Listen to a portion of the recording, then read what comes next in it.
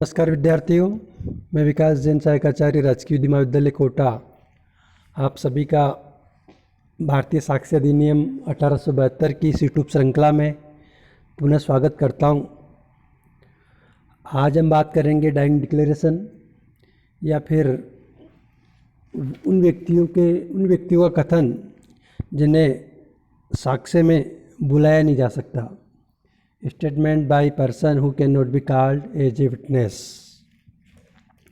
इसमें कुछ दशाएं दी गई है। इसके संबंध में धारा 32 और 33 से प्रावधान किए गए हैं। धारा 32 कहती है कि वे दशाएं जिनमें उस व्यक्ति द्वारा सुसंगत तथ्य का किया गया कथन सुसंगत है, जो मर गया है, जो मिल नहीं सकता है, जो साक्ष्य देने के लिए असमर्थ हो सकता है, या जिसकी हाजिरी इतने विलंब या व्यय के बिना उपाप्त नहीं की जा सकती जितना मामले की परिस्थितियों में न्यायालय को अयुक्त प्रतीत होता है, तो इन दशाओं में स्वयं सुसंगत है।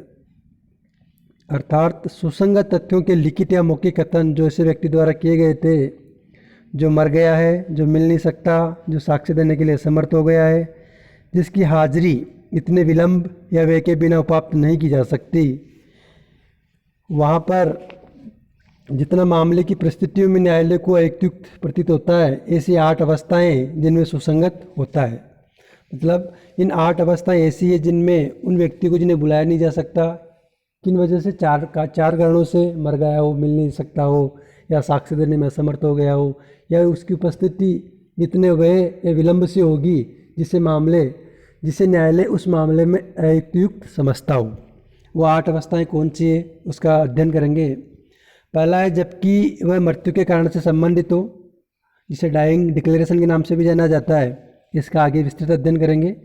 इसके बाद आती है कोर्स ऑफ बिजनेस, कारोबार के अनुक्रम में किया गया कथन।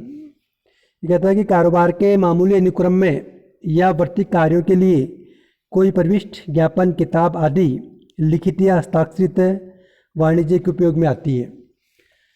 धारा 32 के सबक्लोज 2 कहता है कि जबकि वह कथन ऐसे व्यक्ति द्वारा कारोबार के मामूली अनुक्रम में किया गया था तथा विशेषतः जबकि वह उसके द्वारा कारोबार के मामूली अनुक्रम में या वर्ती कर्तव्य के निर्वहन में रखी जाने वाली पुस्तकों में उसके द्वारा की गई किसी प्रविष्टि या किए गए ज्ञापन के रूप में है, अथवा उसके द्वारा धन, माल, प्रतिभूतियों या किसी भी किस्म की संपत्ति की प्राप्ति की लिखित या हस्ताक्षरित अभिस्वीकृति है, अथवा वाणिज्य में उपयोग में आने वाली उसके द्वारा लिखित या हस्ताक्षरित किसी दस्तावेज के रूप में है, अथवा किसी पत्र या अन्य दस्तावेज की तारीख के रूप में है, जो कि उसके द्वारा प्राय दिनांकित लिखित या हस्ताक्षरित की जाती है।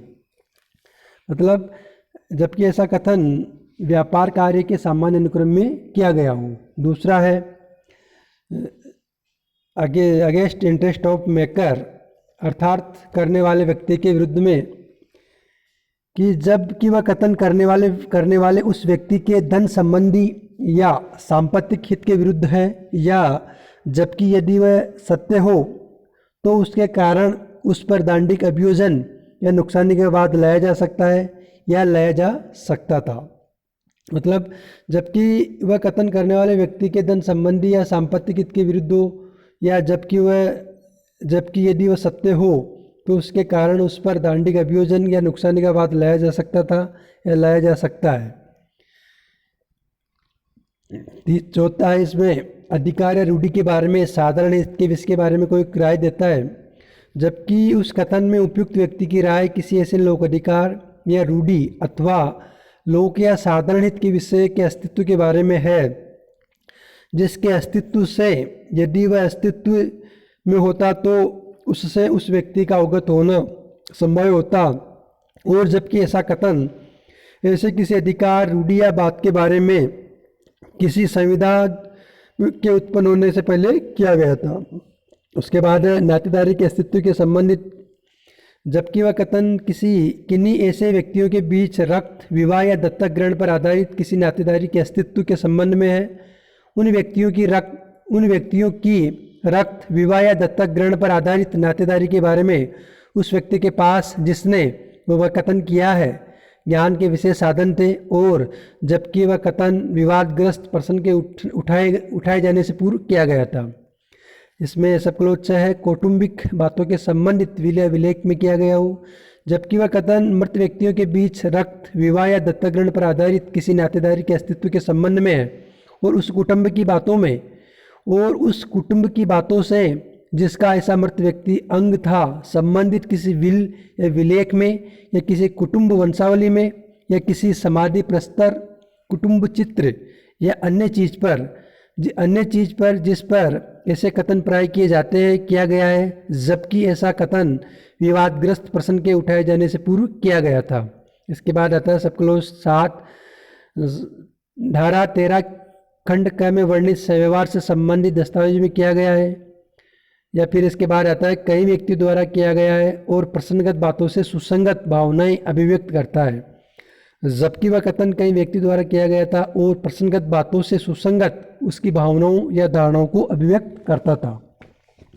अब बात करते हैं डाइंग डिक्लेरेशन, मृत्युकालीन कथन, एक बहुत महत्वपूर्ण टॉपिक भी है ये। तो पहले तो डाइंग डिक्लेरेशन होगा क्या, इसके आवश्यक तत्व क्या है। धारा 32 के सबक्लोज 1 में आवश्यक तत्व है जहाँ पर व्यक्ति की मृत्यु प्रसंगत हो, कथन लिखित भी हो सकता है, मौखिक भी हो सकता है और सांख्यिक भी हो सकता है। 2 बातें होनी चाहिए मृत्यु का कारण पर, दूसरा ऐसे सहव्यवहार की परिस्थितियों में जिसमें मृत्यु हुई हो, ये सभी साक्ष्य ग्राह्य होंगे। मृत्यु की आशंका आवश्यक नहीं, किसी भी मामले में सिविल हो या क्रिमिनल में लागू होता है। मतलब मृत्युकालीन कथन सिविल प्रोसीजर हो या क्रिमिनल प्रोसीजर, दोनों में ही साक्ष्य में ग्राह्य होगा। ये मृत्यु के कारण से संबंधित होना चाहिए या फिर ऐसे सहव्यवहार की परिस्थितियों में जिसमें मृत्यु हुई हो। यहाँ पर जो व्यक्ति डाइंग डिक्लेरेशन कर रहा है उसको मृत्यु की आशंका होना आवश्यक नहीं है, लेकिन उसकी मृत्यु का प्रसंगत होना आवश्यक है। ऐसा कथन लिखित भी हो सकता है, मौखिक भी हो सकता है और सांकेतिक भी हो सकता है। इसके संबंध में एक प्रसिद्ध केस हुआ, इसके कुछ विचार मृत्युकालीन कथन या मृत्यु के कारण के बारे में कथन, इसकी 2 और आवश्यकता है। पहला तो आवश्यकता के आधार पर, क्योंकि बहुधा कथन करने वाले ही केवल उस हत्या का मुख्य चश्मदीद गवाह होता है, उसकी मृत्यु हो गई है, इसलिए उस साक्ष्य का प्रवर्जन जो उसने कहा अब न्याय के उद्देश्य को प्रभावित करेगा। मृत्युकालीन कथन को न्यायालय में ग्रहण करने का एक अति आवश्यक प्रबल कारण है। दूसरा, अर्नाल्ड कहते हैं कि मरते हुए व्यक्ति के अधरों पर सत्य का वास होता है। ऐसा ही शेक्सपियर कहते हैं, वे सच बोलते हैं जो कि तकलीफ में बोलते हैं। किंतु स्टीफन ने मृत्युकालीन कथन के बारे में कहा कि ये नियम असाधारण है। मुझको इत्तला मिली है कि इसका भारत में दुरुपयोग किया गया है, जहाँ की ये नियम अन्य अंग्रेजी साक्ष्य विधि के भागों के साथ प्रचलित किया गया है। मैंने सुना है कि इस नियम का प्रभाव ये है कि मृत्युकारक चोट से आघातित व्यक्ति बहुधा अपने समस्त पुश्तैनी शत्रुओं को फंसाने का कथन देता है और इस प्रकार वह अपने अंतिम अवसर का लाभ उठाता है। सामान्यतः मृत्युकालीन घोषणा करने वाले को उसी की से नहीं जाना जा सकता जिससे कि संस्कृतियाँ एवं इकबाली साक्ष्य को किया जाता है। इसके संबंध में एक प्रसिद्ध केस है पकला नारायण स्वामी बनाम एम्परर। इसमें प्रिव्यू काउंसिल ने कुछ प्रिंसिपल स्थापित किए। वो बताता है, वो प्रिव्यू काउंसिल कहती है कि जो व्यक्ति मृत्युकालीन कथन दे रहा है उसको मृत्यु की आशंका होना आवश्यक नहीं है। दूसरा, मृत्युकालीन कथन सुसंगत है। तीसरा, मृत्युकालीन कथन वह मृत्यु के बीच में कोई समय सीमा नहीं है, किंतु इन दोनों के मध्य तार्किक संबंध होना चाहिए। इसके बाद एक जजमेंट है कौशल राव बनाम स्टेट ऑफ बॉम्बे।